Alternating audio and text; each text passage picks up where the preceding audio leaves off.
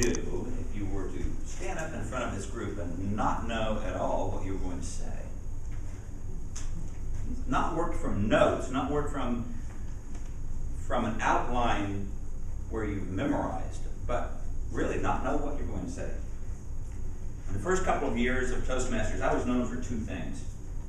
Every single time I got up in front of this group to speak, I had this nervous habit of hitching my pants repeatedly. And looking back at my comments from the first 10 speeches, I must have done it a lot, and now it's a little bit difficult to.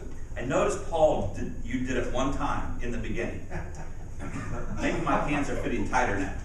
The other thing I was noted for is that I memorized every word of every speech for the first 10, at least for the first 10 speeches.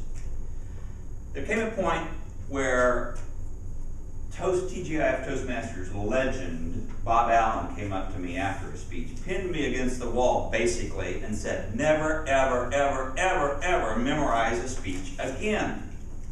He said, if you memorize your speech, sooner or later you're going to forget what you're going to say.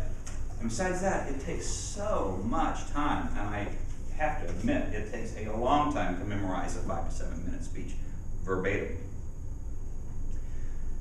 Bob was known as an articulate, off-the-cuff speaker. Bob would get up and speak in front of a group and act like he had never given the speech before. And the fact was, in many cases, that was probably the case. Bob's idea was to chunk up the speech in small enough parts, usually about a paragraph in length, and take the outline, not write it out, not even close, but take the outline of what you're going to say and practice it like he was sitting across the coffee table with his best friend in his living room, and just tell that story, and then move to the next story, and the next story, and the next story.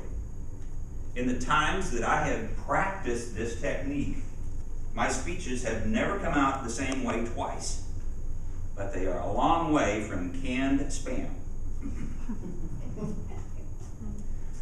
The beauty of it is, if I want to get extemporaneous, I can break from the action and talk to Paul about sailing, or talk to Kim over here about being an EMT and taking classes at Johnson County Community College, or Jessie as she gives this inspirational moment. I can break from the action as long as I know where I'm going to go next, and I just have to remember what's going to happen.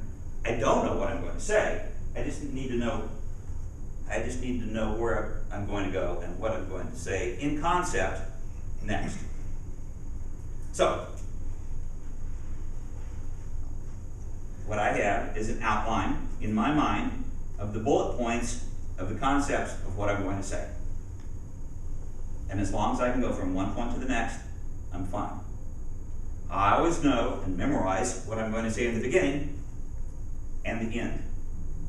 Like now.